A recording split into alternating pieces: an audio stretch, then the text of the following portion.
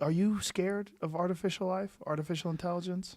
Um, Elon Musk scared the shit out of me yeah, when he talked about it. Like he talks about it like we're in the opening scene of a science fiction movie where he's trying to warn people, and then they don't listen to the genius, and it goes south.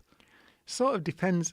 I chaired a debate on this with the Royal Society in London a few weeks ago, and so it's true now at the moment. What people tend to be frightened of are general AIs, or AGI they call it, artificial general intelligence, which is like what we talked about earlier, a human-like capability thing. Yes. And we're miles away from that. We don't know how to do it. We haven't got them, and we're miles away.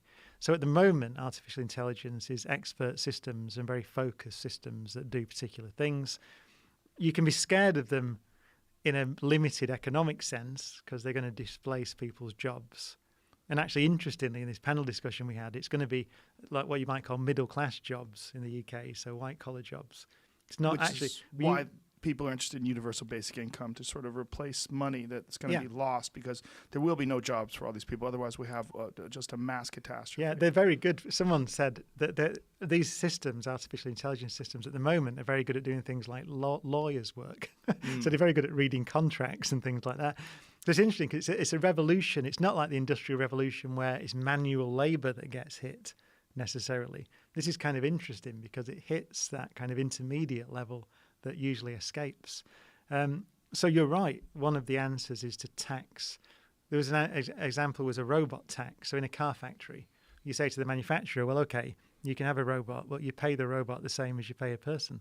And then that money goes into funding universal basic income or something like that. So I think there's got to be an economic change because these systems will be there. But all the experts I spoke to agreed that the idea of a Terminator-style general intelligence taking over the world is miles away. And so whilst we might start thinking about the regulation, it's not going to happen soon, is the general point, I think. So I would disagree with him on that. I think it's too far in the future at the moment. I might be one of those people that's going, it's going to be all right. Right. And then my iPhone takes me out on the way to the airport. Yeah. That's the thing. I mean, it's our choice at the moment, isn't it? I mean, don't give your iPhone a laser, Right. for example. And it doesn't matter if it goes crazy and tries to take over the world. I know that's a bit facetious because he would say they could take over power grids and all that kind of stuff. Yes. I guess, but.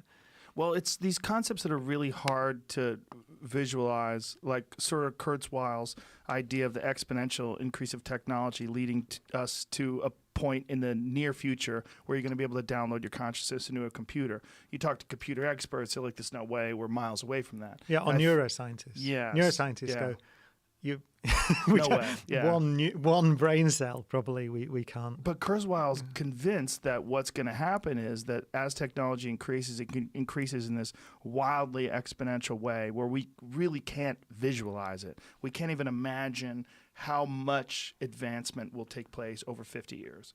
But in those 50 years, something's going to happen that radically changes our idea of what's possible. And I think Elon shares this idea as well, that it's going to sneak up on us so quickly that when it does go live, it'll be too late. Yeah. I mean, it's worth putting the framework in place, I think, the regulatory framework. Even as you said, for the more realistic problem, which is people's jobs are going to get displaced. Yes. And there's a great... I was at a thing and someone said, I can't remember who it was, but they said that it was a politician, the job of the innovation system is to create jobs faster than it destroys them. So you've always got to remember that as a government and as regulators. If you're going to allow technologies into the marketplace that destroy people's jobs, it is your responsibility to find a way of replacing those jobs or compensating those people, as you said. Well, otherwise, you get breakdowns, social being breakdown. A human being, though, is that people need some meaning. Like just giving them income, I think, is just going to. I mean, it's just my speculation, but it's going to create mass despair. Even if you provide them with food and shelter, people need things to do. So there's going to be some sort of a demand to find meaning for people. Give them occupations. Give them something, some task. It seems to be one of the critical parts of being a person. So we need things to do that we find meaning in. You know, like you were talking about, we're the only things that we know of that have meaning, that find meaning and share meaning and believe in that. We're going to need something like that. If universal basic income comes along, I don't think it's going to be enough to just feed people and house them. Yeah. They're going to want something to do. If a person is you're doing something for an occupation and this is your identity, and then all of a sudden that occupation becomes irrelevant because the computer does it faster, cheaper, quicker. These people are going to have this incredible feeling of despair and just not being valuable. Yeah. I mean, the utopian sort of a version of this is that everybody gets to do what we're doing now, Right. which is make a living sort of thinking and creating and all that kind of, so that's the utopian ideal is you don't need to do the stuff, the job that you don't really want to do in the factory. Right. You can do the thing that humans are best at. But I agree, that's a very utopian view. Yeah. Does everybody want to do that, or does everybody have the mindset? Well, Maybe it'd be it goes back great to education. if everybody had an interest like that. If everybody went on to make pottery and painting and doing all these different things that they've always really wanted to do, and their needs are met by the universal basic income money that they receive every month. But boy, there's a lot of people I don't think have those desires or needs, and to sort of force it onto them at age 55 or whatever it's going to be. Yeah. Seems to be very, very difficult. Yeah. Yeah. I agree. I agree. Yeah. It's a big challenge. But I think that in concept, at least, it's inevitable that we do have some sort of an artificial intelligence that resembles us, or that resembles something like Ex Machina, if people choose to create that. I mean, choose to create it in our own image.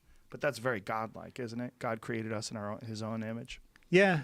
And again, I don't know. When I talk to people in the field, as you probably have, most of them say, don't know how to do it. Yeah. It's really, right. It's going to be miles away. So maybe I'm hiding my head in the sand a bit, but I don't think so. I think we'll know it I don't think anyone's going to do it accidentally. Right. So I don't think it's just suddenly going to be upon us. I think we will see ourselves acquiring that capability. We'll see ourselves getting close. We'll see those systems beginning to emerge, and then we'll think about it. I think 200 years ago, if you wanted a photograph of something, you want a picture of something, you had to draw it. I mean, there was no photography 200 years ago. Yeah. I mean, just think of that. It's almost inconceivable. No automobiles, no photography. Yeah. What was automobile? Maybe there was some sort of machines that drove people around, right? Something close. There was trains earlier than that, right? You go back 500 years, you have almost nothing. Yeah. It's crazy. Oh, we've been quick. It's so fast. It's so fast. I mean, and then what we're doing right now, there's people right now in their car that are streaming this. So they're in their car and they're listening as they're driving on the road. Maybe they have a Tesla. Maybe they have an electric car. They're driving down the road, streaming to people talking, where it's ones and zeros that are broken down into some audible form, and you can listen to it in your car. That is bananas. Yeah, I agree. We've been quick. So quick. Well, think of the internet. I mean, it's not long. I mean, I remember it being invented. Yeah.